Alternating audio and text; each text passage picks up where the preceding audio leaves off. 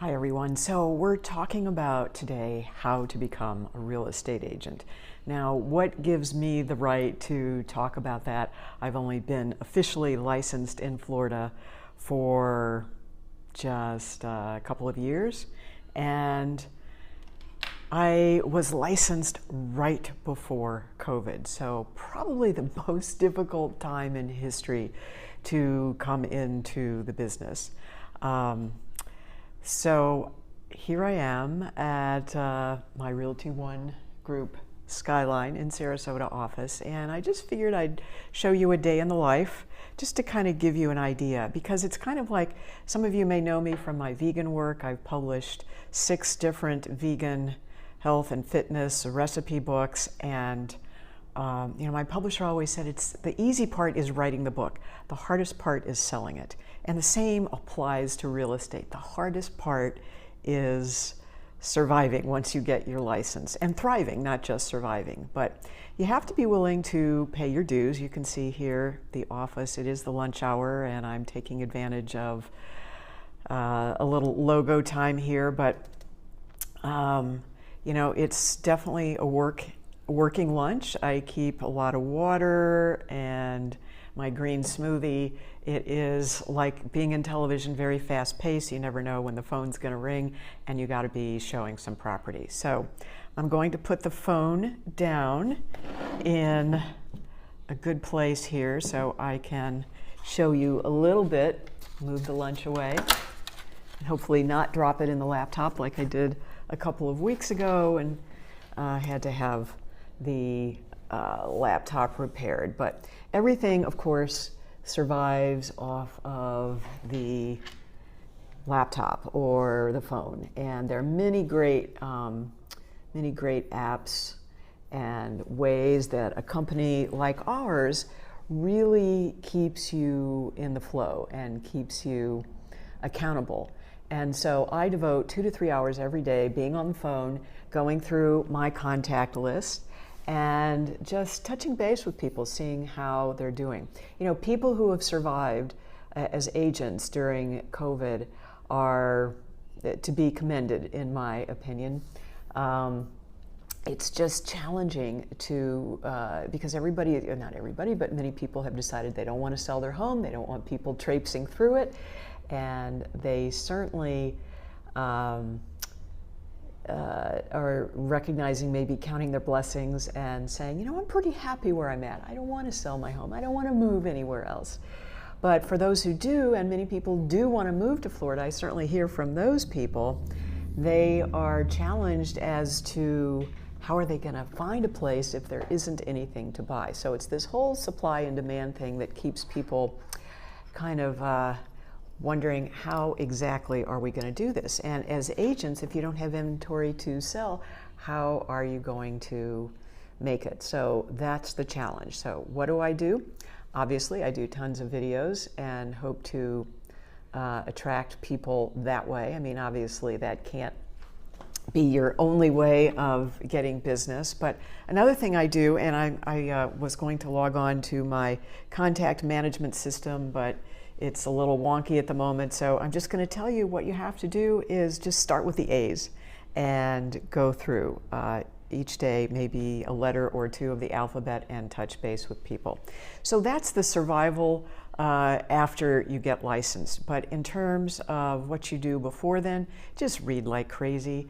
If you're interested in being a real estate agent, you probably have some background that led you there. For me, I grew up in the construction industry. My dad had a lighting fixture business, so we would spend weekends going to new construction projects, and from a very young age, I pretended to work at the store and had a lot of contacts and connections in the construction industry as I saw firsthand what was involved in the process.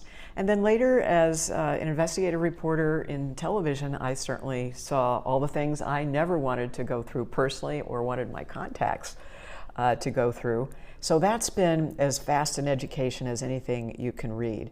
And I'm just always amazed on a daily basis of how things that are very intuitive and natural to me don't necessarily come that way to others.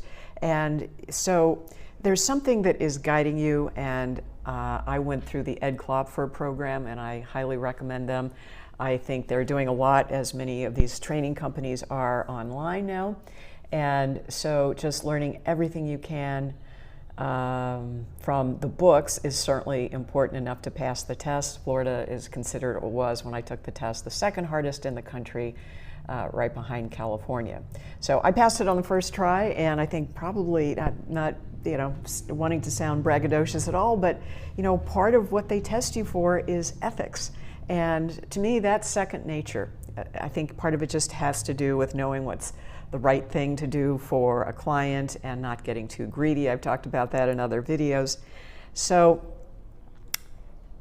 the book knowledge is important, and you can take tests now. Almost everything is online, but some people are better learners going to a class, so if you can find one, that's great. That will definitely help you be able to ace the test, or at least pass it enough. And you just have to check with your state to see what their rules and regulations are.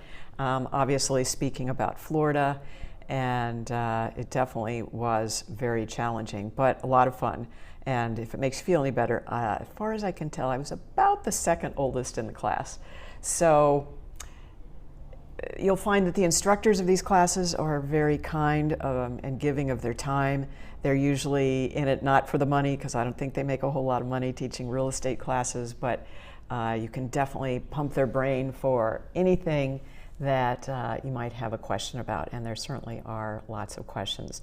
I also, this is an important thing too, I interviewed all the big boys. They were calling me, and I think that was partly because I had a huge social media presence before I ever got my license, and I still get calls today asking if I want to change, but I interviewed with the different companies beforehand just so I could get a flavor. I mean, I kind of knew I was always going to come to Realty One because my boyfriend, who's behind those doors, is also the broker, and he really wanted me to come to work here. And it's been a great thing. And you have to decide, do you want to go to one of the big boys companies where you're giving up 30% of your commission, or a place like Realty One where it's pretty minimal? I mean, every deal's different, but it's a lot less than even 20%, generally speaking. So the more contacts you have, just letting people know what you're doing. I love this quote that I learned when I worked as a financial consultant at Smith Barney. My income this year is solely dependent on what I tell, or how many people I tell today what I do for a living. So let me just repeat that. My income this year is solely dependent on how many people today I tell what I do for a living. So you have to do it in a kind and nice way that isn't too overbearing, because people will turn you off. And for me, that's the challenge in my YouTube channel too. I was thinking of having two separate channels, one for real estate and one for veganism, and it's like, oh my gosh, I can't do that. It's enough to keep up with one channel. But making sure that your social media is in good operating order is one thing you'll want to make sure is in place before you do make a decision on which firm you want to go with. All right, if you have any questions, comments, be sure to drop them down below, and don't forget to like and subscribe if you haven't already. And not that I'm any expert on how to become a real estate agent, but I've done it and I've survived. I was actually the #1 woman in our office in 2020. It was a crazy year, and that wasn't even a full year. That was when I got into the business in February, when I actually affiliated. So it can be a challenge, but never give up, as the running phrase goes. And thanks for watching. I appreciate you, and I appreciate your time. Gotta run.